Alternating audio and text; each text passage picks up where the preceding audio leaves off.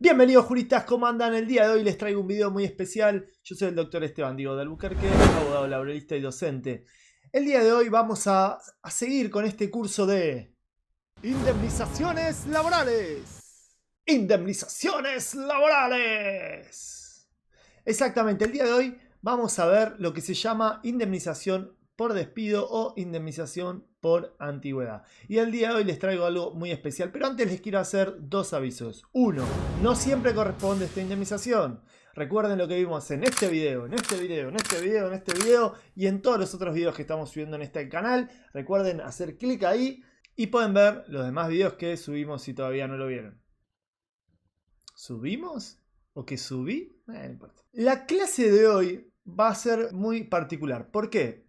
Porque lo que les voy a mostrar a ustedes es una clase de la Facultad de Derecho de la Universidad de Buenos Aires, donde nosotros enseñamos esto, pero se las voy a traer acá en vivo a YouTube para ustedes. La clase de hoy la voy a dividir en dos grandes partes. Primero voy a hacer un gran resumen de lo que es la indemnización por despido para aquellos juristas que capaz no estén tan instruidos, que sean trabajadores, etcétera, etcétera. Y paralelamente, después vamos a profundizar todo esto que estamos viendo. Si nosotros queremos saber qué es exactamente una indemnización por despido o una indemnización por antigüedad, lo que tenemos que decir y recordar es que es una indemnización tarifada que se obtiene de hacer un cálculo matemático. Y el cálculo es muy fácil. Es la antigüedad del trabajador por el salario. ¿Vieron qué fácil? Bueno, a lo largo de este video van a ver que no es tan fácil porque es muy complicado entender a veces qué es antigüedad en el caso concreto y qué es el salario o la mejor remuneración mensual normal y habitual. Y encima vamos a ver que la ley nos habla de un tope y de un piso. Por eso el video de hoy es bastante largo. Pero si queremos resumir todo esto y quieren entenderlo, recuerden que este video no es asesoramiento. Ustedes tienen que buscar a un abogado o una abogada laboralista de confianza. Y si necesitan consultarme, acá tienen mi mail, cualquier consulta. Pero recuerden que básicamente lo que tenemos que hacer es ver la cantidad de años que tiene el trabajador de antigüedad y eso nos va a dar un número. Por ejemplo, si yo tengo 3 años, me va a dar 3. ¿Vieron qué fácil? Y ese número a veces le puedo sumar un periodo extra si yo además de 3 años tengo más de 3 meses y un día. Entonces, si yo tengo 3 años, 3 meses y un día de antigüedad, a los efectos del 245 y solo para eso, para hacer esta cuenta matemática, no voy a multiplicar 3 por el salario, sino que voy a multiplicar 4. Entonces, juristas, lo que nos dice la ley es que por cada periodo, por cada año transcurrido desde el inicio de la relación laboral, de acuerdo al principio de primacía de la realidad, voy a agarrar un periodo por cada año.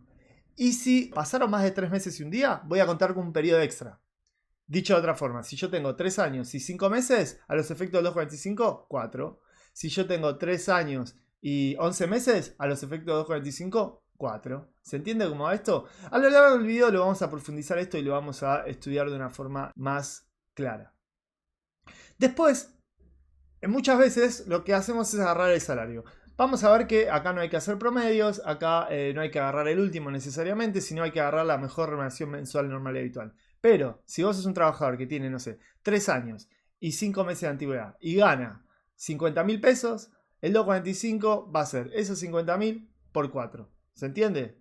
Ahí me da 200.000. Perfecto. Y además le vamos a tener que sumar el SAC de ese 245. En algunos casos sí, en otros no. Eso lo vamos a ver al final del video. Bueno, juristas, esto fue una gran breve introducción. Recuerden que esta no es la única indemnización que corresponde en caso de despido, porque está el preaviso, la integración, me despido, también rubros de pago obligatorio como días trabajados, SAC proporcional, vacaciones proporcionales y un montón que estuvimos viendo en estos videos que están por acá. Pero lo vamos a seguir viendo, así que juristas, los dejo entonces con la clase donde vamos a profundizar todos estos conceptos. Recuerden que esta clase fue dada en vivo en la Facultad de Derecho, así que espero que la disfruten. Ah, me estoy olvidando. No dejen de suscribirse, activar la campanita, porque va a haber muchísimo más contenido en este canal. Así que juristas, suscríbanse, den la campanita y seguimos con el video. La clase de hoy, queridos juristas, vamos a ver el artículo 245, que es la indemnización por antigüedad o la indemnización por despido. Ya vimos en videos anteriores cómo es la cuestión de cuándo corresponde, si es por despido directo, indirecto, con o sin justa causa. Lo que vamos a ver hoy es cómo calcularlo y qué tengo que tener en cuenta para calcularlo. Si yo les pongo acá el artículo no es muy complejo, pero a veces nos puede llegar a confundir en muchas cosas que vamos a ver hoy. Básicamente dice, en los casos de despido dispuesto por el empleador sin justa causa o habiendo no mediado preaviso, este deberá abonar al trabajador una indemnización equivalente a un mes de sueldo por cada año de servicio o fracción mayor a de 3 meses, tomando como base la mejor remuneración mensual normal y habitual devengada durante el último año o durante el tiempo de prestación de servicio si este fuera menor. Después habla de un tope y de un piso, pero empecemos con lo más básico que podemos hablar. Lo primero que les quiero transmitir para que tengan en cuenta es que hay 4 cosas que se las puse acá en la pizarra que tienen que tener en cuenta. Lo más fácil es decir factor antigüedad y factor salario. O sea que el trabajador, la persona que realiza la liquidación, tiene que ver la antigüedad del trabajador y el salario. Multiplica esos factores y le da una suma. Por eso se llama indemnización tarifada. Esto que parece fácil, en esta clase nos queda 1 hora y nos va a faltar como 3 horas, porque si quiero hablar de 245 puedo hablar muchísimo porque es muy rico en contenido. Además, la ley lo que nos dice es que hay un tope máximo y un piso. Entonces, esta multiplicación de salario por antigüedad va a tener un tope y va a tener un piso. La ley también nos determina pautas objetivas para ver tanto el piso como el tope. La clase de hoy vamos a analizar la antigüedad, qué es el salario que considera el 245, cuál es el piso y cuál es el tope. Empecemos con lo más fácil que sería la antigüedad. Esperen que leo los comentarios. Se escucha todo perfecto. ¡Vamos! Bueno, el tema de la antigüedad. Para esto quiero que estén atentos con el chat porque yo les voy a hacer preguntas y ustedes me van a ir diciendo. Porque en principio hay una forma de determinar la antigüedad que les voy a contar que a veces se pueden confundir un poco, pero lo que tenemos que poner es la fecha de inicio de la relación laboral y la fecha de extinción. Imagínense que nuestro trabajador ingresó el 13 de marzo del 2010. Y la fecha de extinción fue, no sé, el 20 de mayo del 2020. Si yo quiero sacar la antigüedad de una forma fácil que me gusta enseñar en clase es, yo tengo que hacer al revés, poner la fecha de extinción arriba, o sea, 20 de mayo del 2020 arriba, y la fecha de extinción del contrato de trabajo abajo, 13 de marzo del 2010. Y lo que hago después es restar. Como nos enseñaron en la secundaria, unidad, decena y centena. O sea, yo lo que hago es restar los años en un lugar en particular, como les pongo acá en el pizarrón, restar los meses en otro lugar particular y restar los días. Entonces, automáticamente con la fecha de inicio y la fecha de extinción, acá me da que este trabajador tiene 10 años, 2 meses y 7 días. Y acá voy a poner años, meses y días. Esta es una forma muy práctica para calcular la antigüedad del trabajador. Pero en la secundaria también nos dijeron que a veces nos puede dar algún factor negativo y esto es lo que le hace unos cortocircuitos a mis alumnos. Porque ¿qué pasa si la fecha de inicio de la relación laboral y la fecha de extinción son distintas? Por ejemplo, ¿qué pasa si el trabajador nuestro se extinguió el vínculo el 13, no, vamos a poner, no sé, el 20 de mayo del 2020, la misma fecha de extinción, pero que ingresó a trabajar, pónganle, el 25 del 6 del 2010.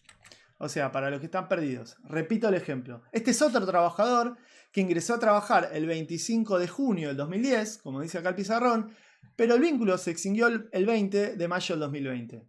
Si yo hago 2020 menos 2010, me da 10. Pero si yo hago 5 menos 6, me da menos 1. Y si yo hago 20 menos 25, me da menos 5. Entonces, este trabajador tiene 10 años, menos un mes, menos 5 días de antigüedad.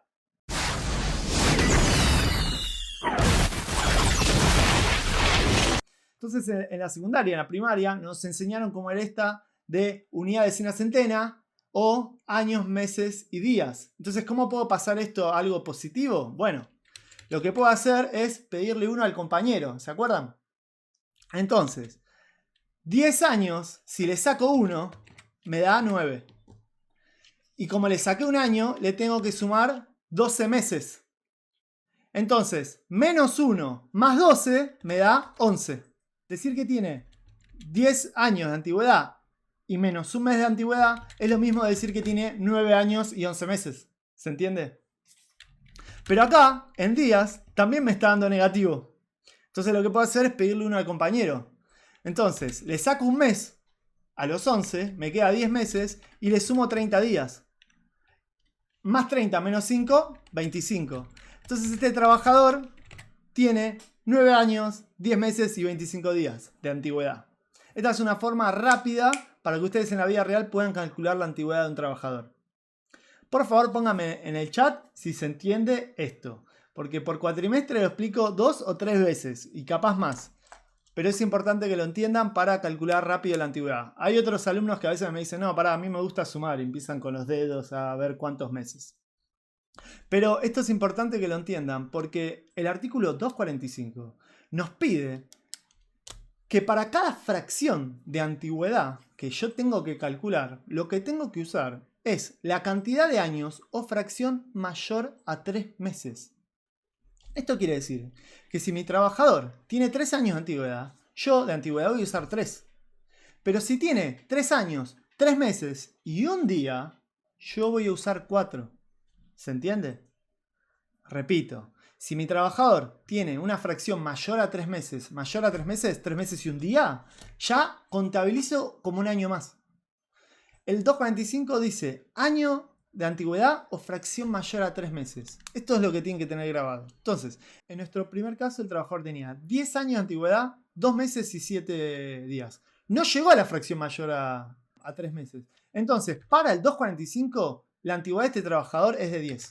Solo para el 245, porque su antigüedad sigue siendo de 10 años, 2 meses y 7 días. Pero a los efectos de calcular el 245 va a ser de 10. Este trabajador, por en cambio, el de abajo, tiene 9 años de antigüedad, 10 meses y 25 días. Este trabajador, a los efectos del 245, también tiene 10, porque tiene fracción mayor a 3 meses. Tiene 9 años y 10 meses. 10 meses es más que 3. Entonces automáticamente se le computa un periodo más. Repito que esto es solo para el artículo 245. Voy a necesitar el ejemplo de cuando dio negativo de vuelta. Lo voy a volver a hacer, no te preocupes, compañero, que lo vamos a hacer, es mucha ejercitación. Pero lo que tengo que transmitirles y que les quede bien grabados, que necesito 3 meses y un día para sumar un periodo más. ¿Se entiende? Entonces, ahora que entendimos este concepto, sigamos viendo el tema de la antigüedad. Porque de esto hay un montón de cosas que tenemos que tener en cuenta. Imagínense un ejemplo donde el trabajador empieza a trabajar el 1 de enero de, no sé, el 2017, pongámosle. Y el 1 de enero del 2018, o sea, justo un año después, renuncia. El trabajador renuncia y dice, no quiero trabajar más. Pero después, el empleador, un año después, el 1 de enero del 2019, le dice, no, la verdad que te extraño, necesito gente como vos en mi empresa, quiero que vuelvas a trabajar con nosotros. Y el trabajador acepta. Pero, un año después, justo el 1 de enero del 2020, justo un año después, a ese trabajador lo despiden. Lo despiden sin causa y le tienen que pagar una indemnización. En este ejemplo, entonces, el trabajador trabajó un año entero, antes, después renunció y después, la segunda vez que lo contrataron, trabajó un año más. Entonces, yo les pregunto a ustedes, a los efectos del 245, ¿cuánta antigüedad tiene este trabajador? ¿1 o 2 años? Les doy unos segundos para que piensen, mientras tanto me hago un mate.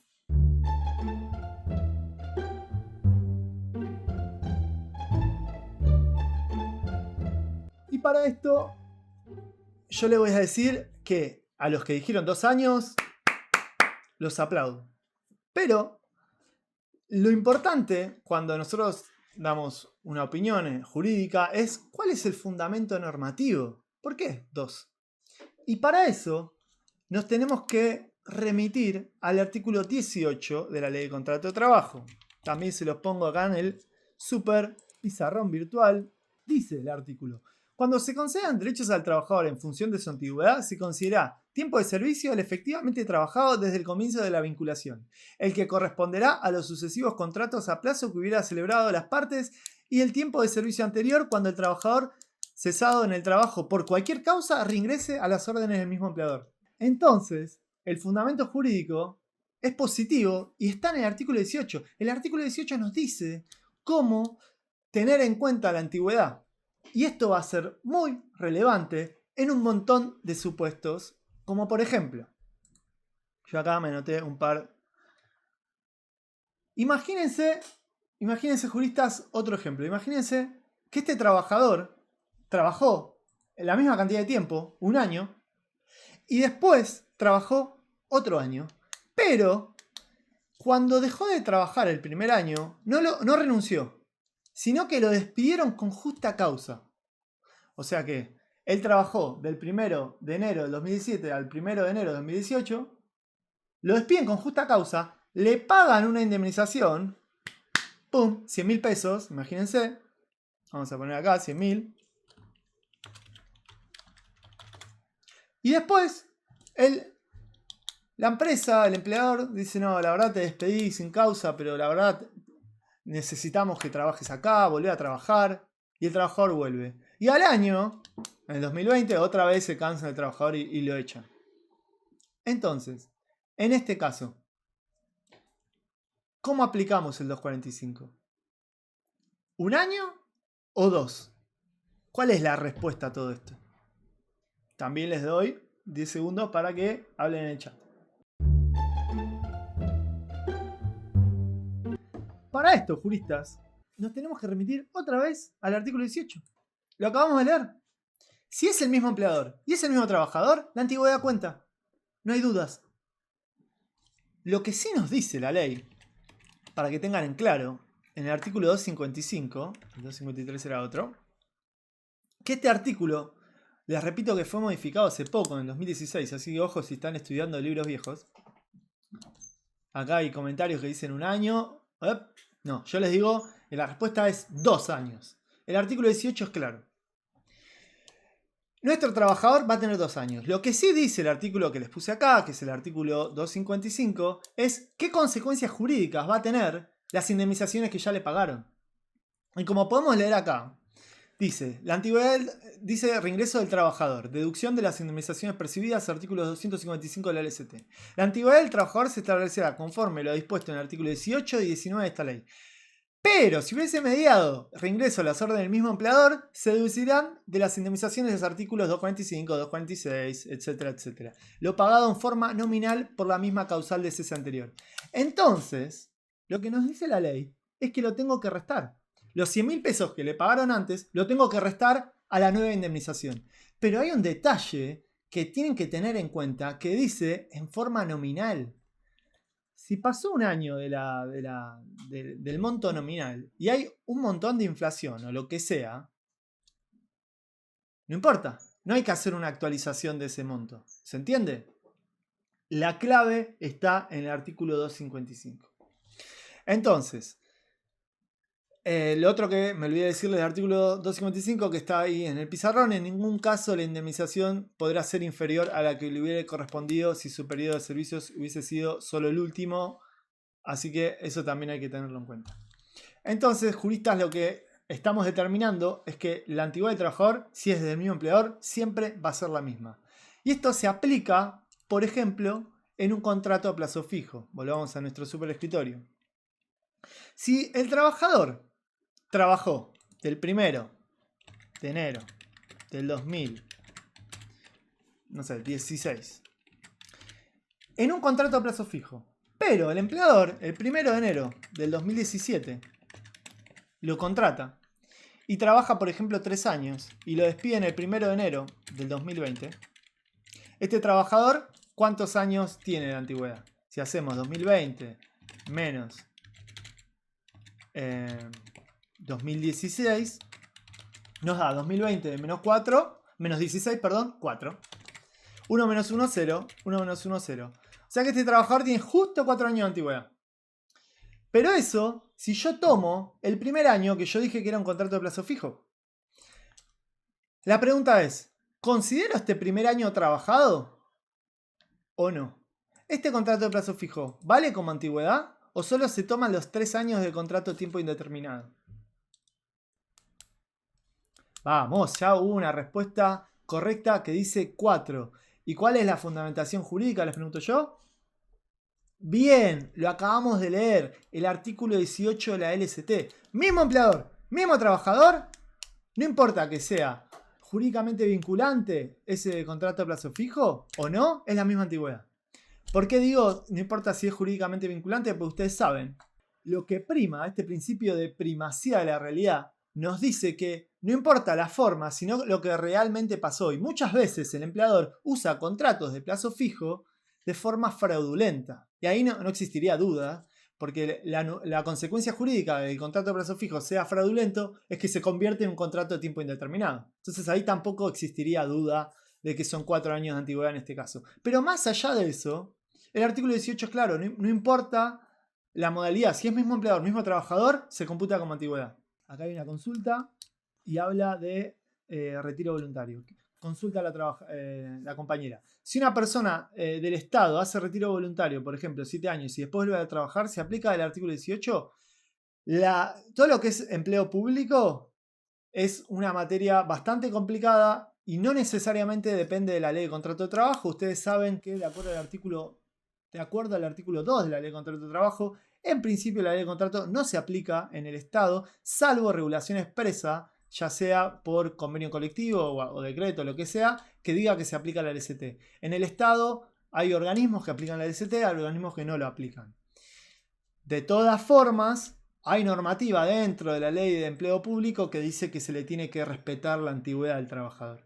Pero la verdad, eso es un tema bastante complejo para otra clase, porque ustedes saben que la regulación de fondo del empleo público depende de la provincia, porque es una materia no delegada de las provincias a la Constitución. Entonces, capaz, la ley de empleo público que se aplica en la provincia de Buenos Aires es distinta a la ley de empleo público que se aplica a los trabajadores nacionales, que es distinta a los trabajadores de Entre Ríos, de Córdoba, etc. Entonces, deberíamos ver qué trabajador de empleo público te referís, en qué organismo trabaja, cuál es la normativa de ese organismo, si se aplica el 214 o un convenio en particular. Yo les digo porque soy abogado de ATE, la Asociación Trabajadores del Estado, entonces manejo bastante lo que es empleo público, entonces la respuesta es depende.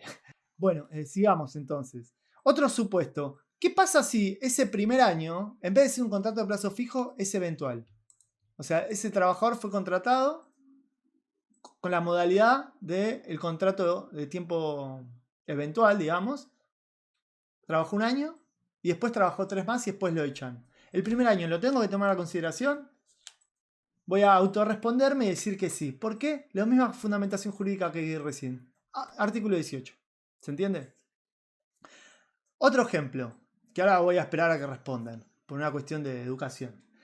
¿Qué pasa si ese primer año, del 2016 a 2017, el trabajador trabajó en una pasantía?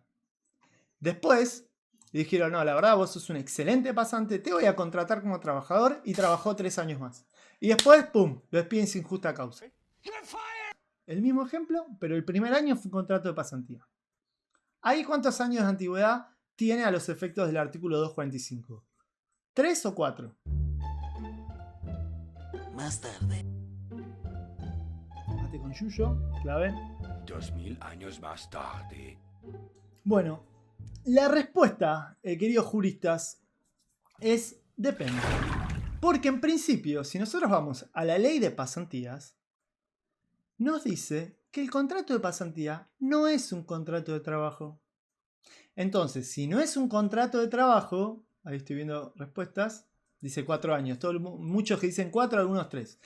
Si no es un contrato de trabajo, técnicamente no debería computar como antigüedad. Pero ¿por qué dije depende? Porque muchas veces el empleador argentino utiliza herramientas como la pasantía para disfrazar lo que verdaderamente es un contrato de trabajo.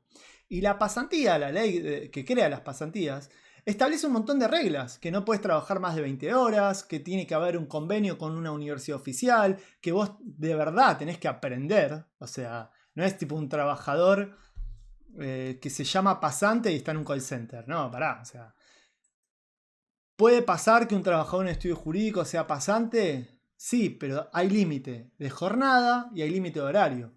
Si ese contrato está utilizado fraudulentamente, ese contrato de pasantía por el principio de primacía de la realidad es nulo. Entonces, esconde un contrato de tiempo determinado. Como hay fraude a la norma, se aplica todo ese tiempo como antigüedad. Pero, si ese contrato de pasantía fue legítimo, ahí técnicamente no contaría como antigüedad. Claro que es muy sospechoso si trabajaste un año pasante y después trabajaste 3 más, o 6, o 10. Ya el hecho de que haya continuado un contrato 3 años más ya juega una presunción bastante importante. Pero recuerden que va a depender del caso. Voy a pasar más rápido porque si nos está quedando media hora, nos quedan 45 o 50 minutos y nos falta ver un montón de cosas. Pero vayamos rápido a otro ejemplo que tiene que ver con la jubilación. Ustedes saben que una de las formas de extinción del contrato de trabajo es que el trabajador o la trabajadora se jubile. Esa es una forma de extinción del contrato de trabajo y la idea es que el contrato se entiende celebrado por tiempo indeterminado hasta la fecha de que se jubile el trabajador. Y para eso les copié acá la ley 27426, que ojo, porque es de 2007, que esta modificó la ley de contrato de trabajo. Lo que nos importa más ahora en realidad es el tema del artículo 253. El artículo 252 lo que modificó a grandes rasgos es que antes, cuando el trabajador tenía la cantidad de años de aportes y 65 años, recién ahí el empleador podía intimar al trabajador para que se jubile y si el trabajador no se jubilaba, se extinguía el vínculo en un plazo. Lo que cambió la ley es subirle la edad requerida para poder hacerle esa intimación. A partir del 2017, con esta ley que les puse recién en la pantalla, el trabajador tiene que tener 70 años y tener los años de aporte. Recién ahí el empleador puede intimarme. Pero lo que resuelve esta ley era una lucha respecto a la interpretación del artículo 253. El artículo 253 nos daba una excepción al artículo 18. Hablaba de este supuesto. Yo soy un trabajador que trabaja, imagínense, volvamos al cuadrito, 20 años. Pongámosle, empecé el 1 de enero del 2000 y me despiden el 1 de enero del 2020. O sea, este trabajador tiene 20 años de antigüedad. Imagínense que se jubila. Y un año después, el 1 de enero del 2021, me fui al futuro, pero bueno, me gusta ir al futuro, lo extrañan mucho y le dicen: Don Carlos, usted fue el mejor trabajador que tuve en mi vida, por favor, vuelva. Y Don Carlos dice: bueno, dale, voy a volver. Y Don Carlos vuelve a trabajar con el empleador, pero el empleador un año después dice: Don Carlos no me está rindiendo como antes, lo voy a echar. Y lo despide sin justa causa. Lo que nos preguntamos acá es: ¿cuánta antigüedad tiene este trabajador? ¿20 o 21? ¿O 1? Esa es la pregunta que les hago. Acá, la ley vieja, antes de 2007, lo que nos decía es que si hay una interrupción del contrato de trabajo y después el trabajador vuelve a trabajar, solo tengo que tener en cuenta la antigüedad a los efectos del 245 para adelante. Entonces, en nuestro ejemplo, para el 245 el trabajador va a tener 1 año de antigüedad. Ojo, porque para el resto, no, para el resto sigue teniendo 21, pero para el 245 va a tener 1. Pero había un vacío legal al respecto en qué pasaba si el trabajador continuaba trabajando. O sea, el trabajador se jubilaba el 1 de enero del 2020, pero no había interrupción y seguía trabajando hasta, dijimos, el 2021. Vamos a poner acá 2021. O sea, no hay interrupción en la prestación de tareas. En estos casos, la jurisprudencia estaba dividida y si nosotros cruzábamos General Paz, la Corte Suprema de la Provincia de Buenos Aires decía que la antigüedad de este trabajador a los efectos del 245 era todo. O sea, en este caso 21.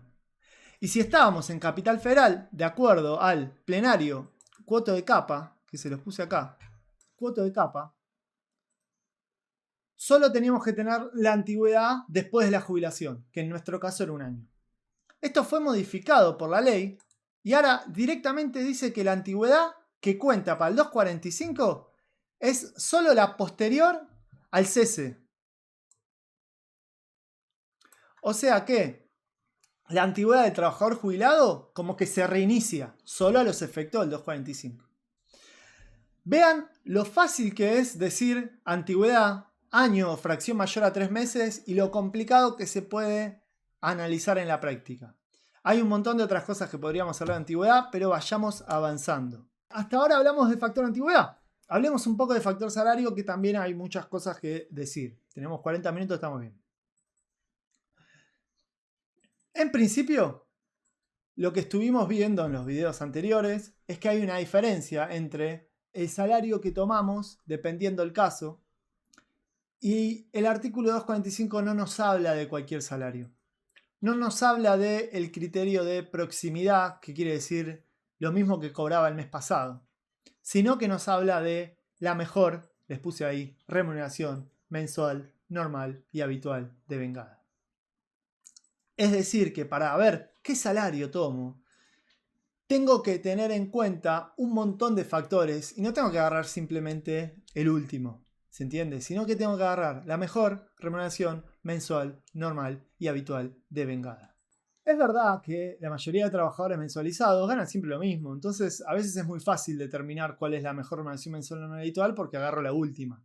Pero muchas veces el trabajador tiene conceptos variables dentro de su recibo de sueldo porque tiene premios por ventas o adicionales gratificaciones o hace horas extras o un montón de cosas. Entonces capaz, les voy a hacer un gráfico acá, entonces capaz en un mes gana 35.000, en otro gana 30.000, en otro gana 34.000, en otro gana 40.000, 35.000, 36.000. Y tiene un popurrí. Y nosotros lo que tenemos que analizar es todo esto uno por uno. Entonces, primero que nada, cuando hablamos de mejor, ¿a qué nos referimos? Y a la más alta. Entonces, lo primero que podemos decir, que la mejor, ¿cuál sería? En este caso, y 40.000. Pero todo esto que estamos hablando lo tenemos que analizar en conjunto. Entonces a veces la mejor es 40.000, pero no tengo que agarrar 40.000. Porque tengo que agarrar la mejor remuneración mensual normal y habitual de vengada. Y tengo que analizar todo eso junto. Lo otro que tengo que destacar es que no cualquier concepto lo voy a traer a esta liquidación, sino que tengo que agarrar conceptos que sean remuneración, que sean remunerativos. Y para eso tenemos que repasar el artículo 103 de la Ley de Contrato de Trabajo y el artículo 1 del convenio 95 del EIT.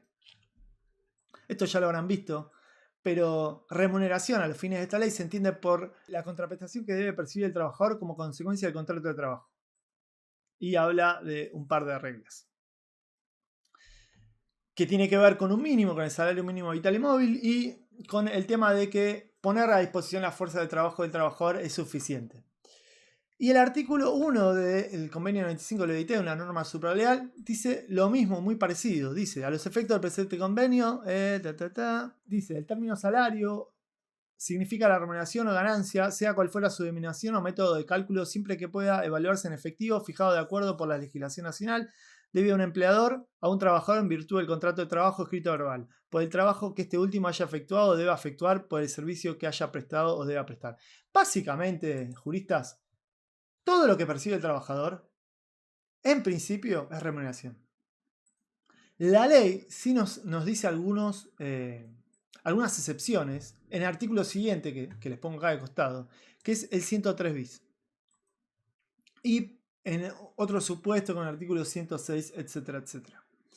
Me gustaría más adelante igual adentrarnos bien en qué es remuneración y qué no, pero sin embargo tengo que adelantar un par de cuestiones que son súper importantes para entender el artículo 245.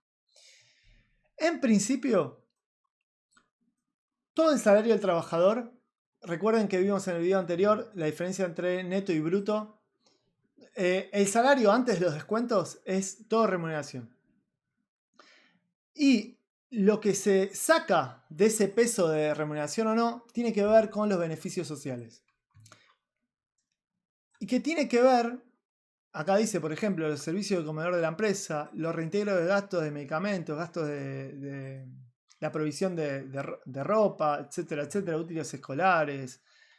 Básicamente la regla para que piensen es, si hay un beneficio patrimonial en el trabajador, es remuneración.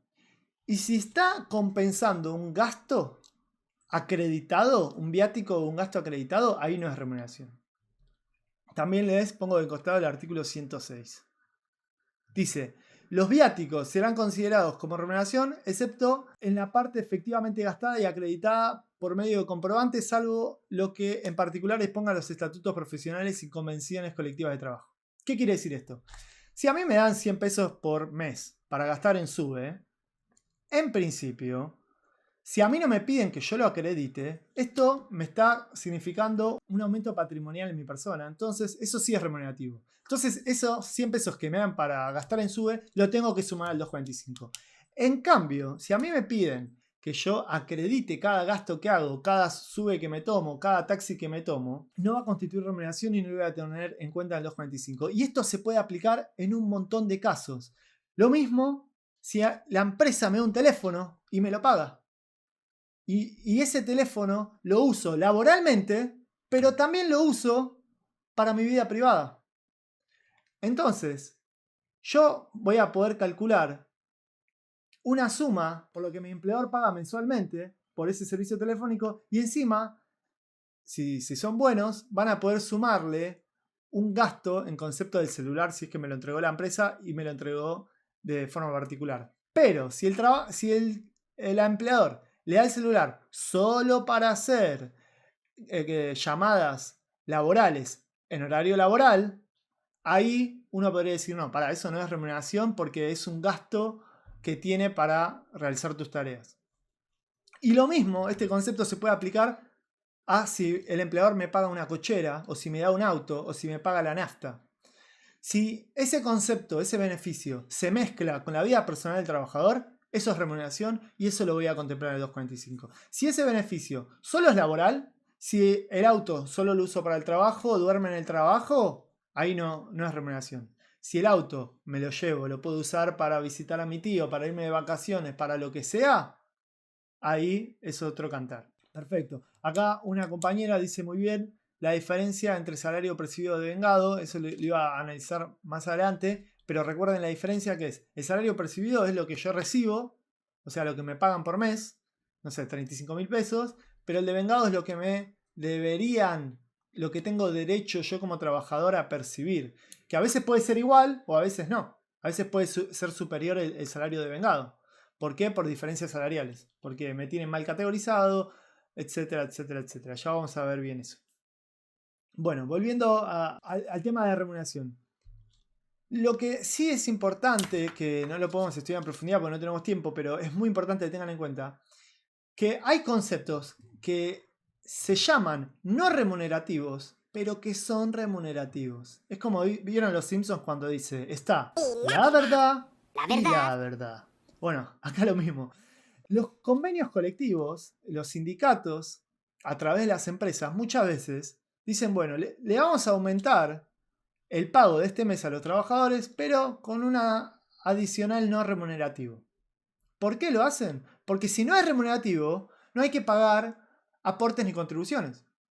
Entonces el empleador se ahorra fortuna de plata al clasificar esa suma como no remunerativa. Esto hizo que a lo largo de la historia se utilice de forma fraudulenta un montón de conceptos como los tickets canasta, que están derogados. ¿Ven estos artículos que ven acá del 103 bis? Todo esto que está derogado tiene que ver con cosas como eso. Porque si se ve como plata, huele como plata y la puedo usar como plata, es remuneración, porque me la está dando por prestar tareas en los términos del artículo 1 del convenio 25 de la OIT y en los términos del 103 bis. Entonces, lo que dice la jurisprudencia de la Corte Suprema, por ejemplo, en Pérez Condisco y un montón de otros fallos, es que más allá del nombre que le pongan las partes a esa remuneración, lo cierto es que si en verdad es un beneficio patrimonial para el trabajador, eso es remuneración. Y eso lo vamos a tener en cuenta para el 245, etcétera, etcétera. En la práctica, lo que hace es que el buen abogado laboralista estudia mucho los convenios colectivos y pide que todos los conceptos que se abonaron como no remunerativos sean considerados como remunerativos. Y esto me va a hacer que se infle un montón la liquidación. ¿Se entiende? Repito, de esto podemos hablar horas y horas. Ahora justo no tenemos mucho tiempo, pero ténganlo en cuenta, es clave para el ejercicio profesional. Leo las preguntas. Muy buena pregunta, dice. Consulta, profe, ¿las propinas en gastronomía son remunerativas? Porque según mi convenio están prohibidas. De hecho, nos pagan en el recibo de sueldo como ítem del 12% en concepto de complemento. La ley de contrato de trabajo también nos habla de las propinas. Creo que en el 109 es. Vamos a poner. Ahí está, 113. La clave del pizarrón virtual está dando sus frutos. Dice, cuando el trabajador con motivo del trabajo preste tareas tuviese oportunidad de obtener beneficios o ganancias, los ingresos en concepto de propinas o recompensas sean considerados formando parte de la remuneración si estuviesen en el carácter de habituales y no estuviesen prohibidos. O sea, que en principio hay una diferencia entre las propinas que son remunerativas y las propinas que no son remunerativas. Y la clave de esta diferencia, justo me tocaron el timbre, y la clave de esta diferencia tiene que ver con el carácter de la habitualidad y si están o no prohibidas. Entonces, repito, para que la propina sea o no remunerativa, tengo que ver si son habituales y si están o no prohibidas. Y si están o no prohibidas y si son habituales, no solo por lo que dice el convenio, sino por el principio de primacía de la realidad. Porque a veces el convenio dice que la propina está prohibida, pero el trabajador va al empleo y le dicen, vos vas a cobrar, no sé, 10.000 pesos más propinas, y acá mirá que vas a ganar bien en propinas. Entonces ahí no están prohibidas. El que el convenio diga que están prohibidas, no están prohibidas. Y hay convenios donde dicen que están prohibidas, pero el empleador permite las propinas. Y hay convenios que no, pero están prohibidas. O sea, todo depende del caso en particular. Por ejemplo, en McDonald's, técnicamente los empleados tienen la obligación de rechazar la propina. No la pueden aceptar. Eso hace que no sean habituales y que no estén permitidas. Entonces, si yo voy y le doy 100 pesos de propina al cajero o a la cajera McDonald's, eso no puede entrar al 245, en principio. Pero, en gastronomía, si yo voy a un lugar que se aplique a gastronomía, aunque esté prohibido, y si esté aceptado, va a haber jurisprudencia que me diga, no, pará, eso es fraude a la ley, esa propina sí la tengo que tener en cuenta. Para responderle al compañero si es o no remuneración la propina, deberíamos ver el caso en particular y deberíamos ver la jurisprudencia del caso en particular. Que no solo depende de la actividad, sino del establecimiento y los usos y costumbres empresariales. Todo en términos de qué fundamento jurídico, el artículo 113 que les estoy leyendo. La clave es si es habitual y si está prohibido o no. En base a eso voy a buscar jurisprudencia para aumentar o no. Lo que tengan en cuenta es que la mayoría de veces el empleador va a hacer lo imposible para que todo sea no remunerativo. Y el trabajador lo que va a tratar es que todo sea remunerativo para inflar todas las liquidaciones. La idea de la ley es que si, imagínense que viene un duque, ¿no?, a mi empresa y le da una propina de 1.000.000 de pesos al trabajador. Si esa propina fuese remunerativa, yo trabajador de ese 1.000.000 de pesos tengo que hacer aportes y mi empleador tiene que hacer contribuciones. Entonces me funde si pasa algo así. Es bastante loco. Entonces lo que hace la ley es ser flexible. En algunos casos la propina va a ser remuneración, en algunos no. ¿Se entiende? A ver, otra pregunta. Ahí me puso OK. Bueno, como andamos de tiempo, estamos cortísimos, voy a apurar, voy a meterle a fondo.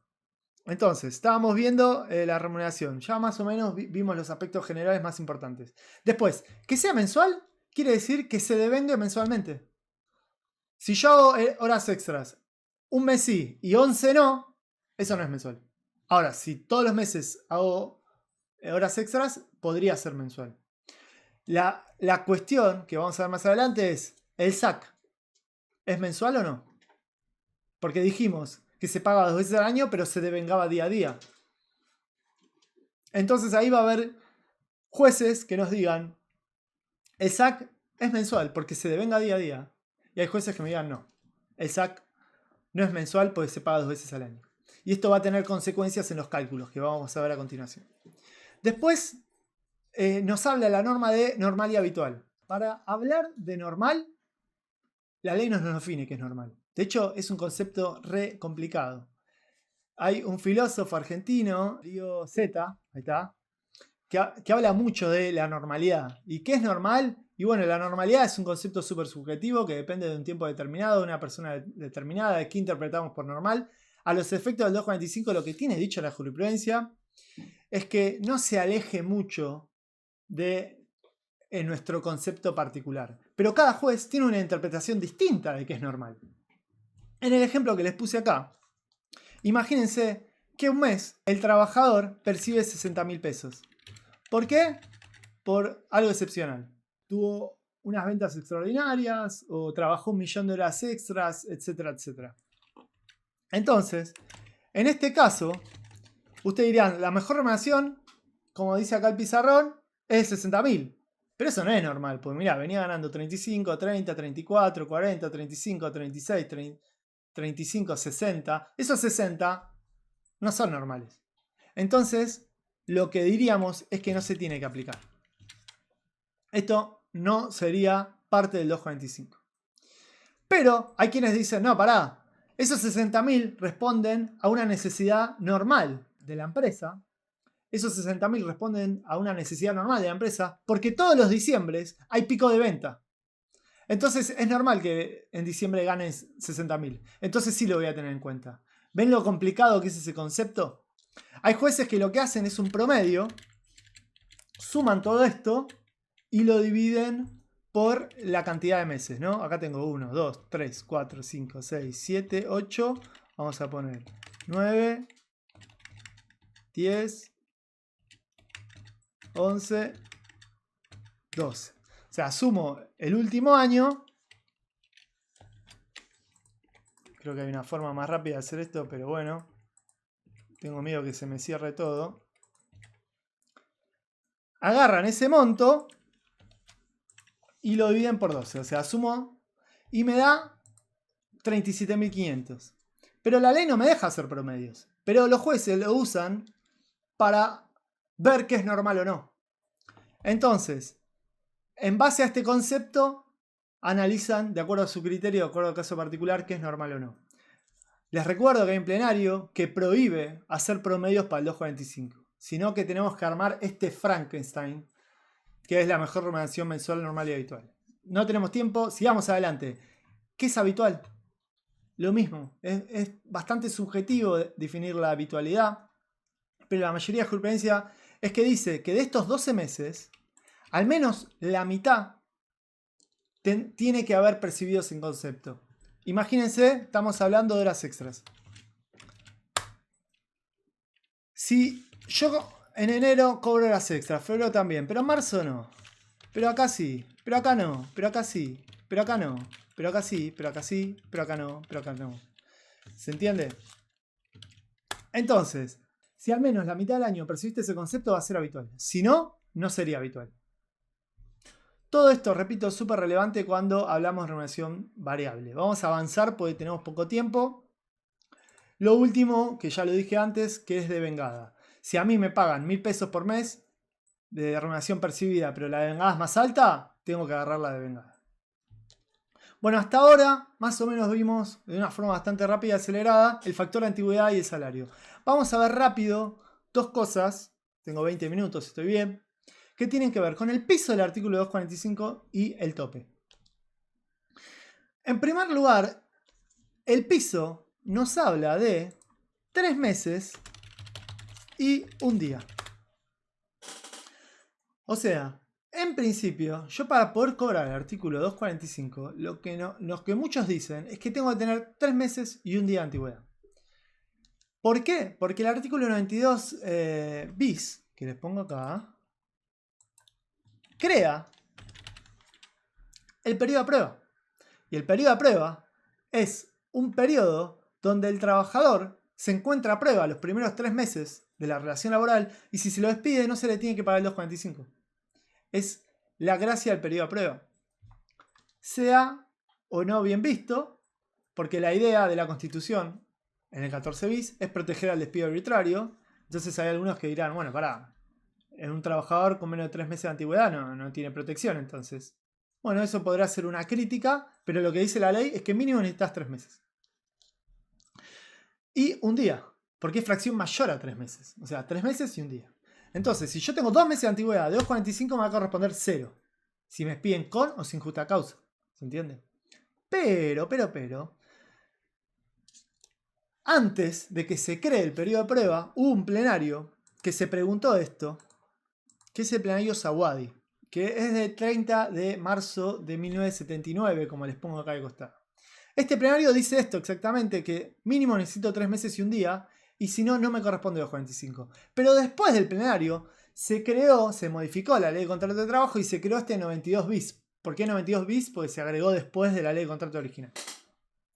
Entonces, hay quienes sostienen que hay un supuesto donde yo tengo menos de 3 meses de antigüedad y aún así me corresponde el artículo 245. Pero la doctrina está bastante dividida. Y la realidad es que no hay mucha jurisprudencia al respecto. ¿Por qué no hay jurisprudencia al respecto? Porque son pocos los casos que los abogados llevan a juicio por un trabajador con menos de 3 meses de antigüedad.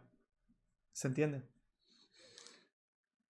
Lo que dice esta doctrina es que hay supuestos donde el periodo a prueba del 92 bis no surge efectos. Por ejemplo, si yo estoy mal registrado o estoy incorrectamente registrado. Si yo estoy, como se dice a veces en negro, o sea, de forma no registrada o deficientemente registrada. A mí no me gusta hablar de trabajo en negro, pero para que entiendan. En ese supuesto, yo pierdo el derecho de ejercer el periodo de prueba, de acuerdo a la ley. En ese supuesto, hay quienes consideran que aunque yo tenga 2 meses de antigüedad, me corresponde un periodo de 2,45.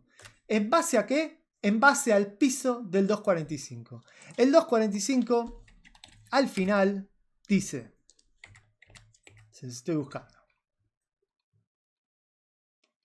el importe de esta indemnización en ningún caso podrá ser inferior a un mes de sueldo calculado en base al sistema establecido en el primer párrafo. O sea, como mínimo un 2,45. Como mínimo una mejor remuneración mensual normal y habitual de vengada. Esto es lo que dice el artículo 2,45. En base a esta interpretación, diciendo, pará, ese plenario no es aplicable porque es viejo y la ley fue modificada, entonces no sería aplicable. Y analizando armónicamente este piso del artículo 245 y el artículo 92 bis, teniendo en cuenta ese supuesto en particular, para mí, en ese caso correspondería un 245. ¿En qué caso? En el caso que haya dispensa del 92 bis, o sea que no exista periodo de prueba, en base a que el empleador no registró al trabajador o que el empleador renunció a ejercer su 92 bis, digamos, que sería otra opción, que sería rara, pero sería otra opción. ¿Se entendió por acá a lo que voy? Repito, está discutido. Lo cierto es que la mayoría de abogados laboralistas no se meten en esta discusión de laboratorio porque lo que buscan es alargar un poco la relación. Si yo estoy haciendo un intercambio, en vez de considerarme despedido rápido, vuelvo a intimar, calculo un tiempo más. Si el trabajador no está registrado y tiene 2 meses de antigüedad, mando una intimación registrándolo, no me contestan, vuelvo a mandar otra. Y como la teoría recepticia dice que el vínculo se extingue cuando el trabajador en este caso se considera despedido en un trabajador no registrado, entonces van ganando tiempo. Pero bueno, lo que dice la ley está discutido en cuanto a si tenés menos de 3 meses y un día. Repito, hay alguna parte de la jurisprudencia que dice no hay que pagarle nada. esté bien inscripto o no en el periodo de prueba. Si tiene menos de 3 meses y un día, 245 es 0. Y hay otra que dice no, para acá se aplica el piso. A ver la pregunta. Sí, todo lo que es comisiones de venta, por venta de un auto, todo eso es remuneración. Sí, todo lo que es comisiones, sí. Lo que tenemos que analizar en el caso en concreto es si es normal y habitual. Porque que sea remuneración no automáticamente lo tengo que agregar al 245. Pero si es una comisión normal y habitual, ahí sí la tengo que considerar. ¿Se entiende, Matías? Bueno, entonces vimos el tema del piso y vamos a pasar el tope. Estamos bien de tiempo, vamos. Lo que dice la ley en el artículo 245 es que va a haber un tope. O sea, yo quiero proteger al trabajador del despido arbitrario con esta tarifa, pero lo que considera el legislador es que capaz es un poco injusto si el trabajador gana, no sé, 1 millón de pesos por mes, que la protección al despido arbitrario utilice ese 1 millón de pesos y lo multiplique por la cantidad de años, porque sería un monto muy elevado.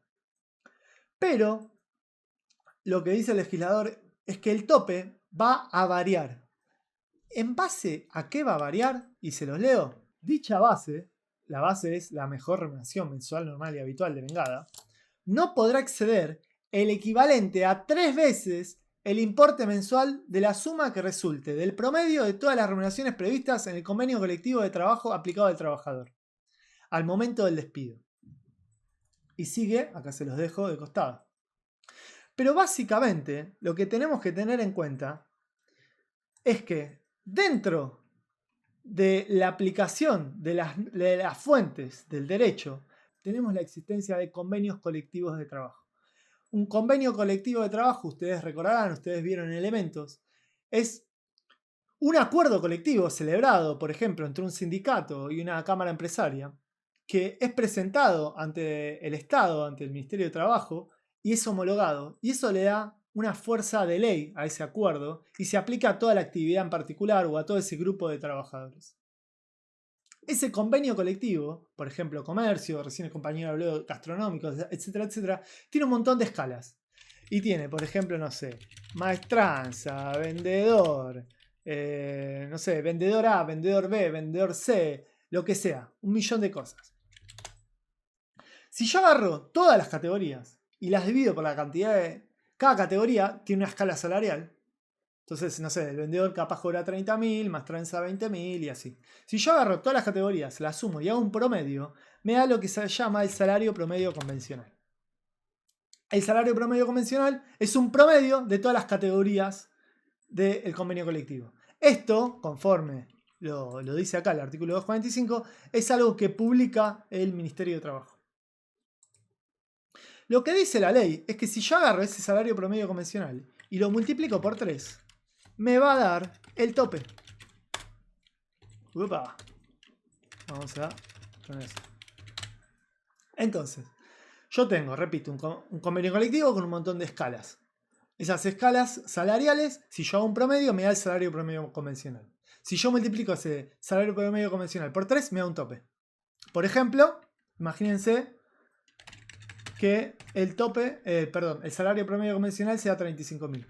Si yo multiplico por 3 los 35.000, me va a dar 105.000. O sea, juristas, que si mi trabajador se le aplica a este convenio colectivo, llamémosle 1, 2, 3, y este convenio colectivo tiene un promedio de 35.000, si mi trabajador gana más de 105.000 por mes, se va a limitar la liquidación. Y en vez de usar la remuneración del trabajador, voy a usar 105.000. O sea que el tope solo afecta a aquellos trabajadores que ganan mucho. Porque si yo gano 40.000, a mí no me importa el tope. Si yo gano 80.000, a mí no me importa el tope. Pero si yo soy el gerente de la empresa y en el establecimiento se aplica el convenio colectivo 1, 2, 3 y gano 200.000 pesos, imagínense que tengo 3 años de antigüedad.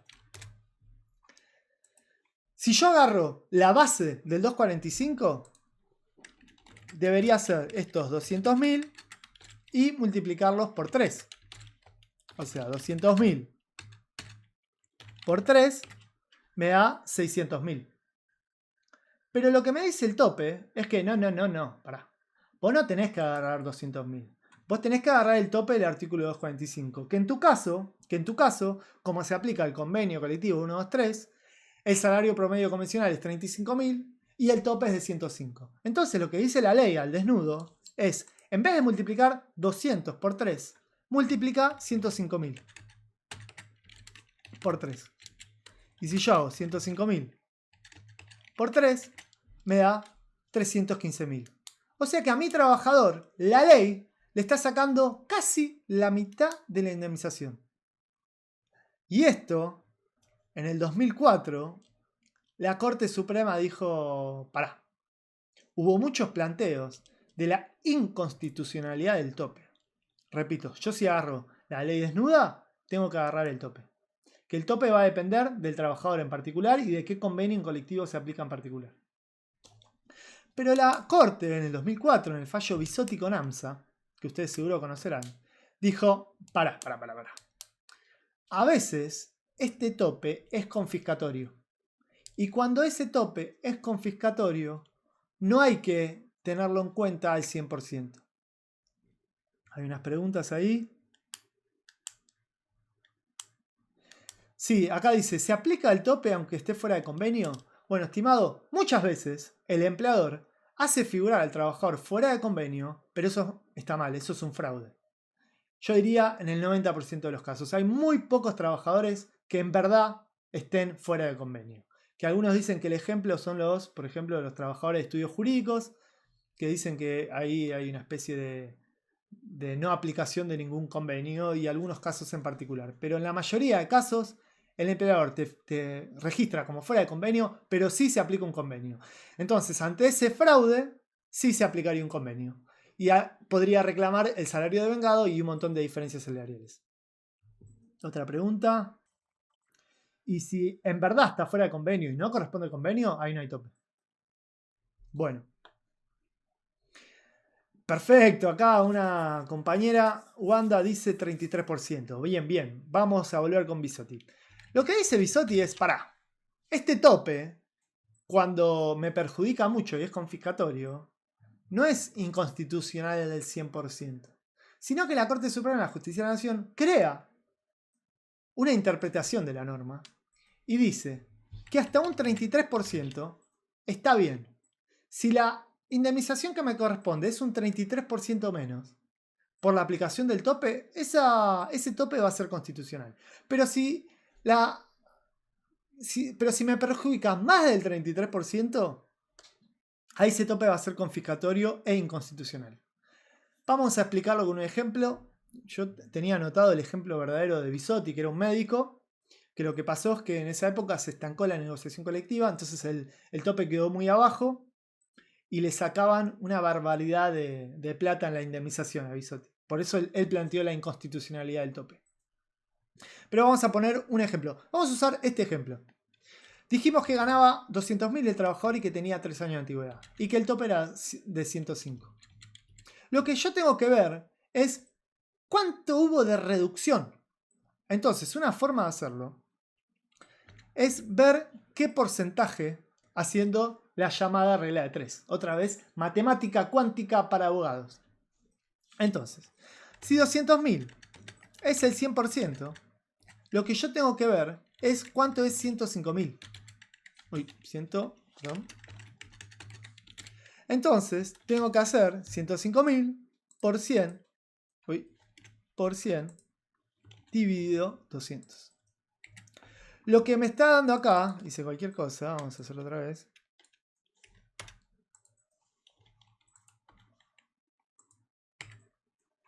Lo que me está dando acá, juristas, es cuánto porcentaje es el 100% de 200.000 y cuánto es 105. Para saber exactamente cuál es la reducción, a mí me gusta hacer una regla de 3 distinta. Si yo agarro 100 y le resto, perdón, vamos a hacerlo así. Yo agarro 100 y le resto 33, me da, uy, estoy tremendo con esto, me va a dar 67. O sea que si yo le resto 33, hay un 67 de reducción. Entonces yo lo que hago es, si 200.000, 100, ¿cuánto es el 67? Lo que hago acá es sacar hasta la reducción del 67%. Entonces hago este 67 por 200 dividido 100. Si yo le saco un 33% a 200.000, me da 134.000. Hacer esto de otra forma, ¿cómo sería? 200.000, 100, ¿cuánto es el 33%? Otra vez, estoy aplicando muchas formas de decir lo mismo de una forma, muchas formas de hacer lo mismo de una forma distinta. Si hago 20.000 por 33 dividido 100, me da 66.000. O sea que lo que me dice la doctrina Bisotti es que a este trabajador le pueden sacar 66.000 en concepto de base del 245, pero más no. Y acá me están sacando más. Yo lo que hice acá fue calcular cuánto es la reducción. Espero no estar mareándolos, así que voy a volver a explicar todo de cero. No se preocupen, porque Bisotti lo explico 3 o 4 veces por cuatrimestre. Pero tengan en cuenta que si yo hago 200.000, si yo hago 200.000 menos 134, me da lo mismo, ¿ven? Porque lo que yo hice fue sacarle un 33%. Estoy viendo que se están mareando en los comentarios, así que lo voy a repetir. ¿Siempre se multiplica por 3 para establecer el tope? Sí. Solo se puede quitar el 33%, exacto. Entonces, repito, en nuestro ejemplo, el trabajador ganaba 200.000 pesos, tenía 3 años de antigüedad. El tope, en este caso en particular, era de 105.000. O sea que si yo tengo que hacer el 245, de acuerdo a la ley sin tope, haría 200.000 por 3 y me da 600.000. Pero si uso el tope, que es lo máximo que puedo usar por ley, es 105.000 por 3 y me daría 315. O sea, acá me están sacando casi 300.000 pesos. Entonces, yo lo que tengo que ver para saber si se aplica Bisotti o no y para saber si este tope es constitucional o no, es cuánto me está sacando. Pero, ¿en base a qué? En base a la mejor remuneración mensual normal habitual. Entonces, antes de multiplicar por 3, agarro los 200.000 y digo, si los 200.000 son el 100%, ¿cuánto es el 67 por eso? Para saber cuánto sería los 200.000 con 33% de reducción, porque si hago 100 menos 33 me da 67. Entonces, yo acá hice 200.000 por 67, 200.000 por 67 dividido 100 y me da 134.000. Pero a este trabajador no multiplicaron 134 por 3, sino que multiplicaron 105 de acuerdo a la ley. Entonces, en este caso, de acuerdo a la doctrina Bisotti, la Corte me diría, pará, este tope de 105 es inconstitucional por confiscatorio. Entonces, en tu caso particular, trabajador, lo que vas a tener que hacer es multiplicar los 134.000 por 3. Y si aplicamos la doctrina Bisotti, en este caso, al trabajador le va a corresponder 402.000 pesos. O sea, que no le corresponde ni 600.000 ni 315.000. Le corresponde 402.000 pesos. ¿Se entiende? Lo que hace la Corte es no declarar el 100% de la inconstitucionalidad del tope, sino que de manera pretoriana modifica la norma. Que hay muchos juristas que sostienen que esto no lo puede hacer la Corte, porque la Corte no es parte del Poder Legislativo, no puede crear una norma. Puede interpretar una norma, puede declarar inconstitucional una norma, pero no puede modificarla. ¿Y por qué la declaró inconstitucional en Bisotti? Porque es confiscatorio y no protege al trabajador del despido arbitrario. Entonces, lo que hace la Corte es modificar el artículo 245 que figura acá en Infoleg y aplicar esta regla del tope, pero decir que a veces esta regla del tope es inconstitucional. ¿Y cuándo va a ser inconstitucional? Cuando la reducción de aplicar este tope sea mayor al 33%. Cuando me perjudica más del 33% este tope, solo ahí ese tope va a ser inconstitucional. Entonces, si nuestro trabajador, volviendo al ejemplo, gana 200.000, y tenía 3 años de antigüedad. Pero en vez del convenio 123, se aplica el convenio 456. Y en el convenio 456, el tope es de 190.000. ¿Por qué 190.000? Porque el salario promedio convencional era de 63.333. No sé, era petrolero, ganaba mucha plata, lo que sea. El salario promedio convencional de este convenio es 63.333,33 y el tope de este caso es 190.000. En este caso, si solo agarro la letra de la ley, en vez de agarrar 200.000 y multiplicarlo por 3, debería agarrar los 190.000 y multiplicarlos por 3. Y eso me va a dar... Está bueno tener el pizarrón este, ¿eh? Me va a dar 570.000. En cambio, si yo agarraba mi remuneración desnuda, los 200.000 me daba 600.000. O sea, me están perjudicando 30.000 pesos. Lo que dice la Corte en Bisotti es que en este caso, como la reducción es muy pequeña, no es inconstitucional. Entonces lo que va a tener que hacer este trabajador es agarrar los 190.000 y multiplicarlos por 3. Dicho de otra forma, estimados juristas, lo que tengo que ver acá es cuánto fue la reducción. Entonces uso la regla de 3 que usé recién. Sí, 200.000 es el 100%. ¿Cuánto es el 67? 67 por 200.000 dividido 100. O sea que todos los montos que estén por acá debajo van a ser inconstitucionales. Todos los topes que estén por acá debajo va a ser inconstitucional. Pero nuestro tope de 190.000 estaba por acá encima. Y acá no hay una reducción mayor al 33%. De hecho, la voy a calcular. Este por este y este. Acá hay una reducción del 5%. Del 100% al 95% hay una reducción del 5%. O sea, este tope me está sacando solo el 5% de la remuneración. Entonces, de acuerdo a la Corte, en la doctrina de Bisotti, ese tope es constitucional. Entonces este trabajador, para sacar el 245, va a tener que multiplicar 190.000 por 3. Pero en nuestro otro caso, la reducción del tope de 200.000 a 105.000 era mayor. Era exactamente del 47,5%. Me sacó más del 33%. Me sacó más del 33%. Pero la Corte no dice que cuando es inconstitucional tengo que tener en cuenta que no se aplica nada. ¿Se entiende? Sino que tengo que hacer una reducción hasta el 33% y usar ese monto, usar la doctrina Bisotti y usar hasta la reducción del 33%. Por eso, estimados juristas, yo les puse esta regla de 3. Porque esta regla de 3 me dice qué monto tengo que usar, que en este caso es 134. Y estos 134.000 es lo que tengo que multiplicar por 3 y me va a dar 402.000. ¿Se entiende? El compañero pregunta, a veces al trabajador le conviene un CCT determinado en vez de otro. Sí, mirá, te cuento. Por ejemplo, hay empresas como Telefónica que utilizan el encuadre convencional. El encuadre convencional es que convenio colectivo se le aplica a ese trabajador determinado, a ese grupo de trabajadores, de forma fraudulenta. Y usa a trabajadores de Telefónica y los mete, por ejemplo, en el convenio de la construcción o los mete en otro tipo de convenios que son más baratos, todo en fraude a la ley. Y lo que tiene que hacer el trabajador, lo que tiene que hacer el abogado del trabajador es denunciar el fraude convencional y reclamar que se aplique el verdadero convenio. Acá dice la compañera, y cuando el empleador dice que está fuera de convenio, ¿se lo podrá elegir? O sea, técnicamente el encuadre convencional, o sea, qué convenio colectivo se aplica, no es una elección del trabajador y tampoco debería ser una elección del empleador. No es una cuestión de hecho, sino que es una cuestión jurídica.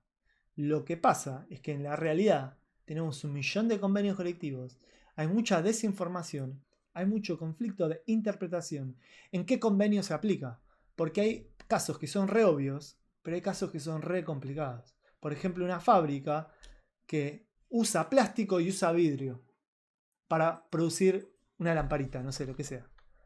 Entonces, en ese caso, ¿qué se aplica? ¿El convenio de plástico o el de vidrio? Y en la práctica lo que pasa también es que a veces el gremio con mayor fuerza logra un encuadre convencional por el uso de la fuerza.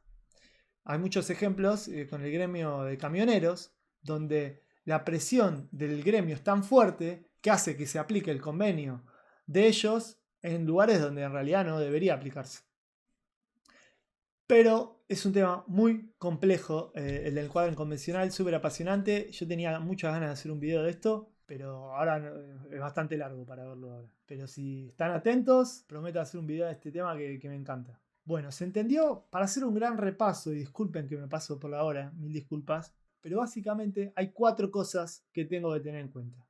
La antigüedad, el salario, el piso y el tope. Estas 4 cosas me van a determinar cómo calcular el artículo 245. Bueno, juristas, hay algo que me olvidaba.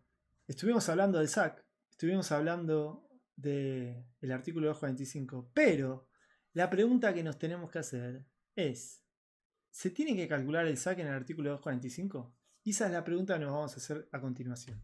Hasta ahora, vamos a abrir nuestro supercuadro. Nosotros vimos que teníamos que hablar de la mejor remuneración mensual normal y habitual. Entonces, lo que tenemos que ver es qué es el SAC. Ya vimos en el video de SAC, que pueden ver acá, que el SAC es un concepto remuneratorio. Entonces, acá dice remuneración, perfecto, se puede usar. Pero también dice la norma mensual, normal y habitual. Pero, ¿es mensual? Y esta es la pregunta que nos tenemos que hacer. Y esta es la pregunta que se hacen los distintos juristas que tienen respuestas distintas. Como dijimos, el SAC se trabaja todo un año y se paga 2 veces, la mitad del año y a fin. Entonces es un concepto que se paga 2 veces al año. En base a eso, muchos juristas dicen, esto no es mensual. El SAC, el aguinaldo, no es mensual, porque se paga 2 veces al año. O sea, de los 12 meses, se paga 2. Entonces, a raíz de eso, no es habitual tampoco, pues se paga 2 meses al año. Tenemos que recordar lo que vimos del artículo 123 y de la naturaleza jurídica del 123. Porque si sostenemos que el artículo 123 es este monto que se te paga en concepto de SAC proporcional, entonces, juristas, tenemos que ver de qué estamos hablando. Si recordamos la clase de SAC, vemos que al trabajador se le tiene que pagar un proporcional en los términos del artículo 123 cuando se lo despide antes de que llegue a cobrar el aguinaldo. O sea, si a mí me despiden, como vimos en el ejemplo, en el video anterior, el 13 de marzo, me tienen que pagar del 1 de enero al 13 de marzo ese SAC proporcional. Y como los que sostienen que ese SAC se devenga día a día, o sea que cada día va aumentando el SAC, la consecuencia jurídica de decir esto es que la naturaleza jurídica del SAC es remuneratorio y que no es una indemnización y que entonces cada día que pasa me corresponde más SAC. En consecuencia, juristas, tenemos 2 interpretaciones para hacerme claro. Uno, que piensa que el SAC se devenga día a día y que cada día que pasa se incrementa. Entonces, ese jurista lo que va a hacer es calcular la incidencia del SAC sobre el artículo 245, porque lo que entendemos dentro de la remuneración está el SAC. Entonces, dentro de esa mejor remuneración mensual normal habitual, yo tengo que tomar en cuenta la incidencia del SAC. Pero no voy a sumar un sueldo entero, sino que voy a sumar el proporcional de SAC mensual. ¿Y cómo hago eso? Agarro lo que me dio el 245 y lo divido por 12, que es el 8,33%. Y de ahí saco la incidencia del SAC sobre el 245. Volviendo a nuestro ejemplo que ven acá de costado, en un caso nos había dado que el 245 era 402.000. En este caso, cuando nosotros agarramos la remuneración del trabajador, no teníamos en cuenta el SAC. Entonces, si lo queremos hacer, tenemos que agarrar estos 402.000 y dividirlo por 12. Uy, ahí está. Entonces, juristas, si yo quiero saber lo que me da el 245 más el SAC, lo que tengo que hacer es sumar 402.000 más 33.500. Y acá me da 435.500. Y ese es el SAC. Y no es que existe el rubro SAC sobre 245.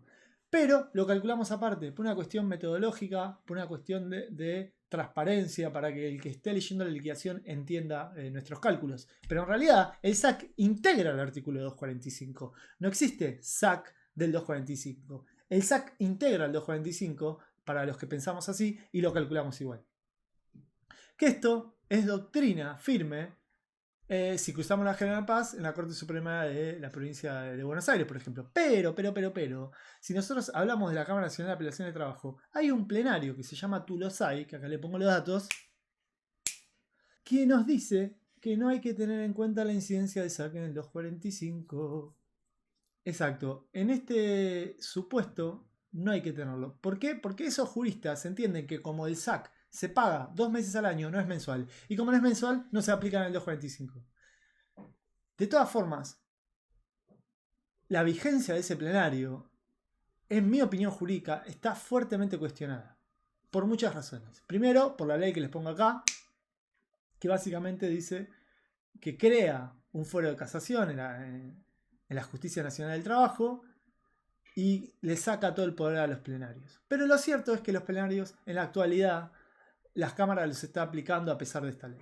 Pero más allá de eso, justo ese plenario en particular, lo que se cuestiona es el quórum que tenía la Cámara Nacional de Apelación de Trabajo cuando lo dictó.